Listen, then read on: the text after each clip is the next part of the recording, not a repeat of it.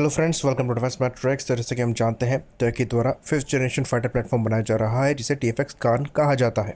तो ये platform same engine use करता है जो कि F-16 प्लेटफॉर्म्स में यूज़ किया जाता है, जिनकी लाइसेंस मैन्युफैक्चरिंग टर्की द्वारा करी गई है। तो ये GE के F110 इंजन हैं, और जब तक टर्की खुद के जेट इंजन डेवलप नहीं कर लेता है जिस पर काम किया जा रहा है, तब तक ये इसी इंजन पर डिपेंडेंट है अपने कान फाइटर को लेकर, जो कि इनका काफ़ी एम्बिशियस प्रोग्राम है। खासकर तब जब इनको F-35 की सेल डिनाई करी जा चुकी है और इन पर काटसा सैंक्शंस लगे हैं। तो इनका जो खुद का इंजन इसमें लगने वाला है, जिसे TF-35,000 कहा जाता है, इसका फिलहाल कॉन्सेप्चुअल डिज़ाइन जो है ये कंप्लीट किया जा चुका है। इनिशियल प्रोटोटाइप जो है ये बनाए जा सकते हैं और अगले साल तक जो ग्राउंड टेस्टिंग है ये शुरू हो सकती है। जो गोल रखा गया है ये 2032 के अराउंड इन इंजन्स को कान में लगाने का रखा गया है, लेकिन उसके पहले आपको GE F110 इंजन्स के साथ ये प्लेटफॉर्म फ्लाई कराने पड़ेंगे और सारे टेस्टिंग प्रोसेस को कंप्लीट करना पड़ेगा। लेकिन यहाँ पर परेशानी आई है अमेरिका की साइड से, जहाँ पर इन इंजन्स को लेकर जो लाइसेंसिंग करी जानी थी उसको लेकर रोक लगती हुई दिखाई दे रही है, और ऐसा मानकर चला जा रहा है कि ये इंजन्स टर्की को फिलहाल नहीं मिलेंगे, जिसकी वजह से इस प्रोग्राम में फर्दर डिले होगी। बाकी अगर ये ऑल्टरनेटिव के पास जाते भी हैं तो इनके पास कोई और ऑप्शन ही नहीं है। तो जब हम बात करते हैं तेरिस मार्क 2 की और आमका की और कहते हैं कि यहाँ पर जो F414 इंजन लगा हुआ है इसके ऑल्टरनेटिव्स को हमें देखना चाहिए, तो वहाँ पर ऑल्टरनेट ऑप्शंस हैं, जैसे कि यूरोजेट EJ200 और M88-4 जो कि फ्रेंच और ब्रिटिश इंजन्स हैं। या फिर हम रशिया के पास भी जा सकते हैं RD-33 के लेटेस्ट वर्जन को लेकर, जहाँ पर 5th जनरेशन टेक्नोलॉजीज का इस्तेमाल किया जा रहा है। पर जब बात F110 इंजन की आती है जो कि कान में इस्तेमाल किया जा रहा है, तो उस कैटेगरी में इनको दूसरा इंजन नहीं मिलने वाला। इसका सिंपल सा मतलब ये है कि इनका जो एम्बिशियस कान प्रोजेक्ट है वो सैबोटाज होता हुआ दिखाई दे रहा है, और अगर इनको ये प्रोजेक्ट सक्सेस बनाना है तो अमेरिका जो कहे वो मानना पड़ेगा ताकि ये इंजन इनको मिल पाए।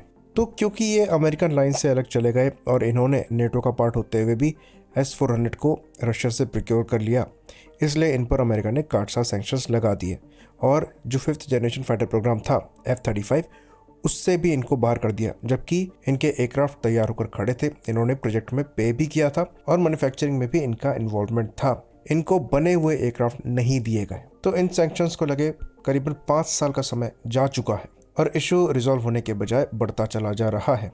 तो कान एक काफ़ी इंपॉर्टेंट प्रोग्राम है टर्की के लिए। मोस्ट लाइकली ये इसकी इंपॉर्टेंस को देखते हुए अमेरिका के सामने बो डाउन करेंगे और अमेरिका अपनी बात यहाँ पर मनवाएगा। तो ये इंसिडेंट यहाँ पर डिस्कस करना इसलिए ज़रूरी है क्योंकि हम इससे एक पैरेलल ड्रॉ कर सकते हैं इंडिया के साथ। टर्की तो फिर भी नेटो का मेंबर है, उसके बाद भी उन पर काटसा सैंक्शंस लगे हैं और उनके important 5th generation fighter programme को सैबोटाज करने की कोशिश अमेरिका की साइड से करी जा रही है, अपने इंजन्स की लाइसेंसिंग को ना देते हुए। वहीं पर यह चीज़ इंडिया के लिए भी हो सकती है।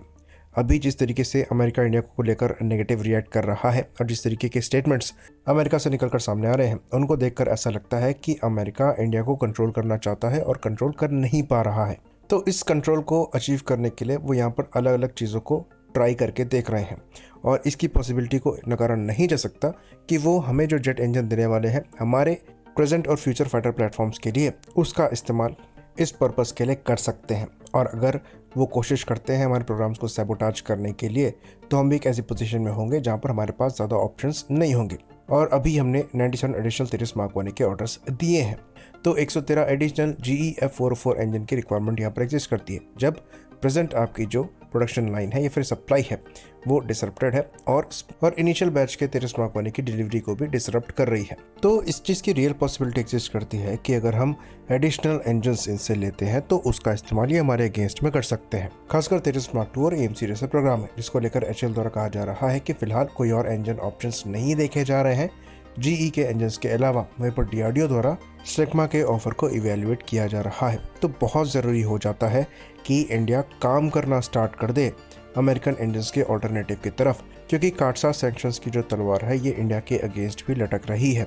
हमारे यहाँ एडिशनल S-400 को ऑर्डर करने पर विचार किया जा रहा है, साथ में Su-57 के इंडिया प्रोडक्शन की भी बात करी जा रही है, और इन दोनों ही केसेस में इंडिया पर काटसा को लगाया जा सकता है, जिसके बाद अच्छी खासी पॉसिबिलिटी है कि अमेरिका अपने जेट इंजन की सप्लाई को रोक दे और हमारे प्रोग्राम को सैबोटाज करने की कोशिश करे, जैसा कि टर्की के साथ फिलहाल किया जा रहा है। होपफुली उससे पहले ही हम साफरान के साथ काम चालू कर दें अपने खुद के 5th जनरेशन जेट इंजन पर। जो कि आम काम में जाएगा, और उसके साथ हम कोलैबोरेशन को बढ़ाते हुए दूसरे प्रोजेक्ट्स को भी इन्वॉल्व कर सकते हैं, जैसे कि तिरस मार्क 2 और तिरस मार्क 1A।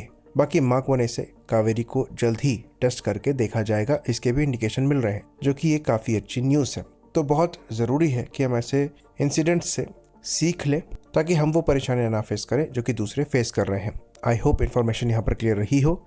इसी बात पर इस वीडियो को हम ख़त्म करेंगे। लाइक करिए, सब्सक्राइब करिए। जय हिंद।